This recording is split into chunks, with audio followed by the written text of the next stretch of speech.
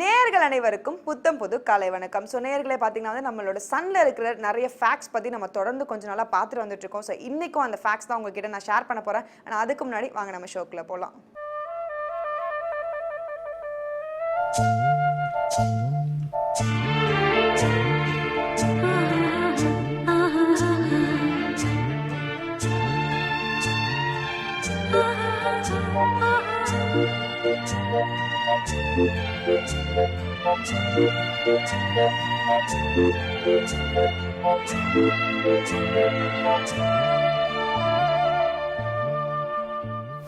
So இன்னையோட சூப்பரான fact என்ன அப்படின்னு பார்த்தீங்கன்னா வந்து நார்மலாக வந்து எர்த்துக்கும் சன்னுக்கும் இருக்கிற டிஸ்டன்ஸ் பற்றி தான் இப்போ நான் சொல்ல போகிறேன். ஸோ கிலோமீட்டர்ஸ் வைஸ் பார்த்தோன்னு வச்சுக்கோங்களேன், 150 மில்லியன் கிலோமீட்டர் டிஸ்டன்ஸில் இருக்குது அப்படின்னு சொல்கிறாங்க. அதே மைல்ஸ்னால் பார்த்தீங்கன்னா 93 மைல்ஸ் வந்து டிஸ்டன்ஸில் இருக்குது அப்படின்னு சொல்லியிருக்காங்க. இந்த சூப்பரான இன்ஃபர்மேஷன் தொடர்ந்து நம்ம ஷோட ஃபர்ஸ்ட் செக்மெண்ட் பார்க்கலாம். இது சூரியோதயம்.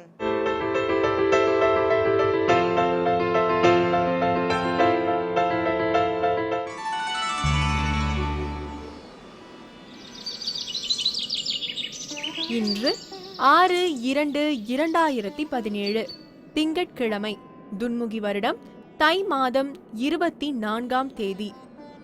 இன்று சூரியோதயம் 6:22க்கு. ராகு காலம் காலை 7:30 மணி முதல் 9 மணி வரை. யமகண்டம் காலை 10:30 மணி முதல் 12 மணி வரை. குளிகன் பகல் 1:30 மணி முதல் 3 மணி வரை. திதி பிற்பகல் 2:48 வரை தசமி, பிறகு ஏகாதசி. நட்சத்திரம் பிற்பகல் 2:18 வரை ரோகிணி, பிறகு மிருகசிரிஷம். சுப ஓரைகள் காலை 6 மணி முதல் 7 மணி வரை, காலை 11 மணி முதல் 1 மணி வரை, மாலை 3 மணி முதல் 4 மணி வரை. யோகம் அமிர்த யோகம். சந்திராஷ்டமம் துலாம் ராசிக்கு. ஸோ அடுத்த ஃபேக்ட் என்ன அப்படின்னு பார்த்தீங்கன்னா சன்னோட டயாமீட்டர் பற்றி தாங்க. நார்மலாக பார்த்தீங்கன்னா அந்த டயாமீட்டர் கிலோமீட்டர் வைஸ் பார்த்தீங்கன்னா 1.4 மில்லியன் கிலோமீட்டர் இருக்கும் அப்படின்னு சொல்லியிருக்காங்க. இதுவே வந்து மைல்ஸ் பார்த்தீங்கன்னா 8,70,000 மைல்ஸ் வந்து டயாமீட்டரில் இருக்கும் சன் அப்படின்னு சொல்லியிருக்காங்க. இந்த சூப்பரான இன்ஃபர்மேஷன் தொடர்ந்து அடுத்ததான் நம்ம என்ன பார்க்க போகிறோம் அப்படின்னு பார்த்தீங்கன்னா, லலிதாம்பிகைக்கு 1000 பேர்கள் இருக்குது. அந்த பேர்களுக்கான காரணங்களையும் சோஸ்திரங்களையும் சொல்கிறதுக்காக எனக்கு மேகம் ஸ்ரீனிவாசன் வெயிட் பண்ணிட்டு இருக்காரு. வாங்க பார்க்கலாம். இது ஸ்ரீ லலிதா சஹஸ்ரநாமம்.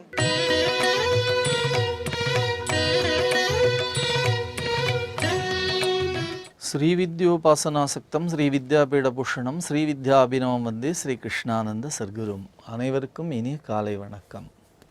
ஸ்ரீ லலிதா சகசரநாமம், அன்னையின் 1000 திருநாமங்கள். ஒவ்வொரு நாளும் பராசக்தியினுடைய அற்புத திருநாமங்கள் ஒவ்வொன்றாக சிந்திக்கக்கூடிய மாபெரும் பேற்றினை குருவருளாலும் திருவருளாலும் பெற்றிருக்கிறோம். அந்த வகையிலே இன்றைய திருநாமம் ஓம் மகாவீர்யாயை நமக, பெரும் வீரம் படைத்தவளுக்கு வணக்கம் என்று சொல்லக்கூடிய திருநாமம். தேவி பல்வேறு நிலைகளிலே இருக்கிறாள். அமைதியாக புன்முறுவலோடு காட்சி தருகிறாள். அப்படி அமைதியாக இருக்கக்கூடிய கோலங்கள் எத்தனையோ இருக்கின்றன. மதுரையிலே மீனாட்சி, காஞ்சியிலே காமாட்சி, காசியிலே விசாலாட்சி, நெல்லையிலே காந்திமதி, புதுக்கோட்டையிலே புவனேஸ்வரி, அப்படி எத்தனையோ அம்பிகையினுடைய ஸ்வரூபங்கள். அவையெல்லாம் சாந்த ஸ்வரூபிணியாக காட்சி தருகிறாள். அதே சமயத்திலே உக்ரமான தெய்வமாகவும் பராசக்தி இருக்கிறாள். எப்பொழுது வீரத்தை வெளிப்படுத்த வேண்டுமோ அந்த சூழ்நிலையிலே வெளிப்படுத்துகிறாள். பராசக்தி தான் படைத்த பெண்களுக்கு இத்தகைய மிகப்பெரிய ஆற்றலை அள்ளி வழங்கி இருக்கிறாள். சுதந்திர போராட்டத்திலே வடநாட்டிலே ஜான்சி ராணியை நாம் புகழ்ந்து கொண்டிருக்கிறோமே, அதற்கு இணையாக, ஏன் இன்னும் சொல்லப்போனால் அதற்கு மேலாக நம்முடைய சிவகங்கை மகாராணி வேலு நாச்சியார், அவளுடைய மிகப்பெரிய கீர்த்தி. பல்வேறு மொழிகளை கற்று பல்வேறு விதமான மிகப்பெரிய சாமர்த்தியசாலியாக தன்னுடைய மிக குறுகிய இளம் வயதிற்குள்ளாக அவள் செய்திருக்கிற சாதனை மகத்தான சாதனையாக இருக்கிறது. தான் படைத்த பெண்களுக்குள்ளாகவே, தன்னுடைய சக்தியாக பரிபாலனம் பண்ணக்கூடிய பெண்களுக்குள்ளாகவே அந்த வீரியத்தை, அந்த வீரத்தை இந்த பிரபஞ்சத்திலே தேவி எடுத்து காட்டி கொண்டிருக்கிறாள். அப்படி இந்த பெண்களெல்லாம் மாபெரும் சக்தி படைத்தவர்களாக, ஆற்றல் படைத்தவர்களாக, கோபம் என்று ஒன்று வந்தால் அவர்களை என்ன சொல்லுகிறோம்? பத்ரகாளி மாதிரி மாறிவிட்டாள் என்று சொல்லுகிறோம். அப்படி மாபெரும் காளியாக, காளி என்று சொன்னாலே எப்படின்னா காலத்தின் சுரூபிணியாக தேவி இருக்கிறாள், காலத்தின் வடிவமாக இருக்கிறாள். காலம் காலமாய் காசினி காப்பதால் காளி என்றே பெயர் கொண்டாய், சூலமும் வாளும் கைகளில் ஏந்தி கோல விழியாள் அடியாரை காப்பாய் என்று ஒரு பாடலில் சொல்வார்கள். ஜெய் பவானி என்ற திருநாமத்தோடு, அந்த துர்க்கையினுடைய திருநாமம். மகிஷாசுர மர்தினி என்று பராசக்திக்கு நவராத்திரி அலங்காரத்திலே மிகப்பெரிய ஒரு கோப கனல் வீசுமாக துர்காஷ்டமியிலே தேவியை அலங்காரம் பண்ணுவார்கள். மகிஷாசுர மர்தினி. எதற்காக அந்த அவதார கோலம்? நீண்ட நாள் தவம் பண்ணிய ஒரு முனிவர் அகஸ்திய மகர்ஷி வருகிற பொழுது அத்தனை நாள் தவம் பண்ணியதிலே பணிவு வந்து அகத்தியருடைய பெருமையும் அகத்தியருடைய புகழையும் தெரிந்து கொள்ளாமல் அகத்தியருடைய உருவத்தை கண்டார். உருவு கண்டு எள்ளாமை வேண்டும் என்று சொல்லுவார் வள்ளுவ பெருந்தகை. அதுபோல உருவு கண்டு எள்ளாத தன்மையை எடுத்துக்கொள்ளாமல் அவர் என்ன செய்தார்? அகத்தியருடைய உருவத்தை பார்த்து அவரை மதிக்க தவறிவிட்டார். அகஸ்தியர் சொன்னார், நீ மதிக்கவில்லை என்று சொல்லி நான் கொஞ்சம் கூட கவலைப்படவில்லை. ஆனால் உன்னுடைய தவத்திற்கான பணிவு உன்னிடத்திலே இல்லையே. ஆகையினாலே நீ என்ன செய்ய போகிறாய்? எருமைத்தலையும் மனித உடலும் கொண்ட அரக்கனாக மாறக்கடவது என்று சாபம் விட்டார்.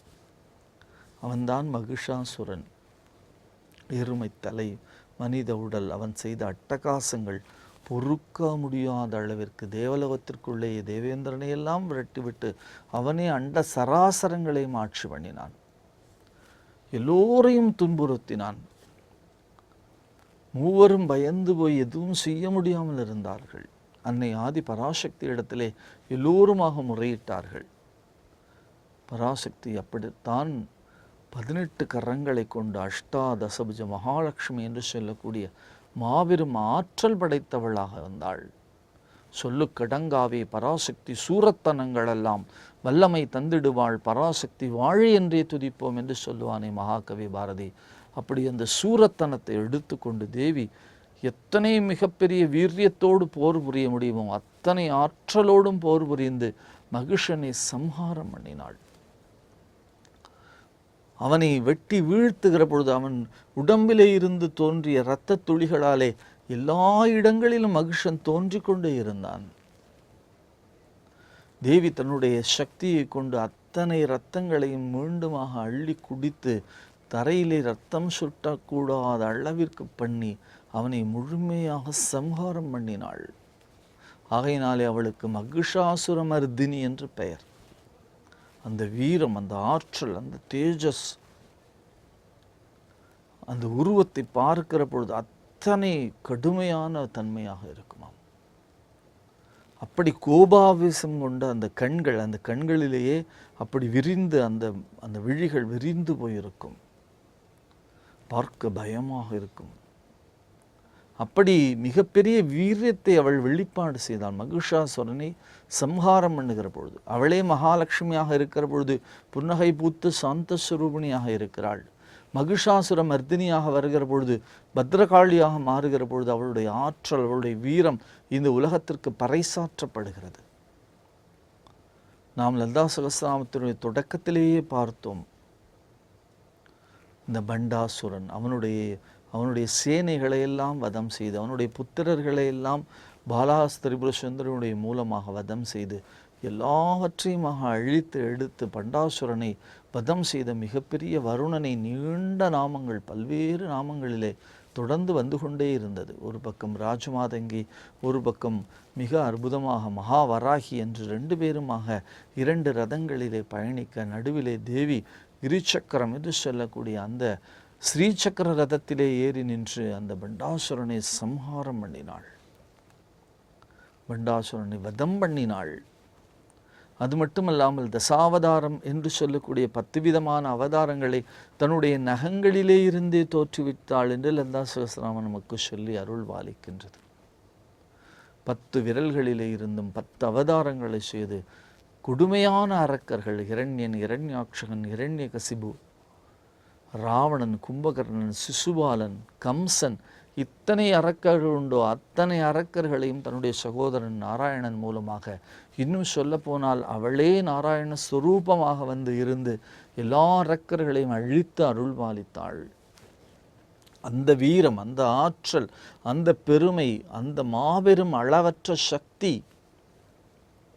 இந்த உலகத்திலே படைக்கப்பட்டிருக்கக்கூடிய அத்தனை பெண்களுக்குமாக அவள் படைத்து அருள் பாலித்திருக்கிறாள். எங்கு கோபம் வர வேண்டுமோ, எங்கு கோபக்கனலை எடுத்து காட்ட வேண்டுமோ, அங்கே அவளே தன்னுடைய சக்தியை வெளிப்பாடு செய்கிறாள். கோப ஆவேச கனல் இருக்கிறது, அது கண்களில் இருந்து பொறிபாய்ந்து நிற்கிறது. ஆகையினாலே தான் சில ஆலயங்களிலே எல்லாம் என்ன செய்வார்கள், பெண்களை உள்ளே அனுமதிக்க மாட்டார்கள். என்னென்று சொன்னால் அந்த அம்பிகை தான், அவளும் பெண் தான் என்று சொன்னாலும் கூட இளகிய மனம் உள்ள பெண்கள் அந்த சன்னிதானத்திற்கு உள்ளே சென்றால் பார்ப்பதற்கு பயமாக இருக்கும் என்பதனாலே ஒரு தூரத்திலேயே நிறுத்தி வைத்து விடுவார்கள். அந்த அழிக்கக்கூடிய காட்சி, அழிக்கக்கூடிய சக்தி, அந்த மாபெரும் வல்லமை பெற்ற அந்த தனத்தை இந்த பிரபஞ்சமே பயந்து போய் நிற்கக்கூடிய அளவிற்கு மகிஷாசுரனை சம்ஹாரம் பண்ண பிறகு யாரும் பக்கத்திலே போகவே பயப்பட்டார்கள்.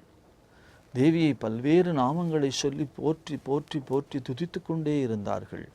பைரவி, பஞ்சமி, பாசாங்குசை, பஞ்சபாணி, வஞ்சர், உயிரவி, உண்ணும் உயர் சண்டி, காளி, ஒளிரும் கலா, வைரவி, மண்டலி, மாலினி, சூலினி, வாராகி, மாதங்கி என்றே செய்ரவி நான்மறை சேர் திருநாமங்கள் செப்புவரை என்று அந்த நாமத்தை போற்றி போற்றி துதித்து அந்த கோபக்கனலிலே இருந்து சாந்த சுரூபிணியாக மாறுவதற்கு அவள் நாமத்தை திரும்ப திரும்ப பாடிக்கொண்டே இருந்தார்கள். நீண்ட நேரம் அந்த கோபத்தின் கனலிலே இருந்து சாதாரண நிலைக்கு தேவி நீ வந்து எங்களை அருள்பாலிக்க வேண்டும் என்று பிரார்த்தித்தார்கள்.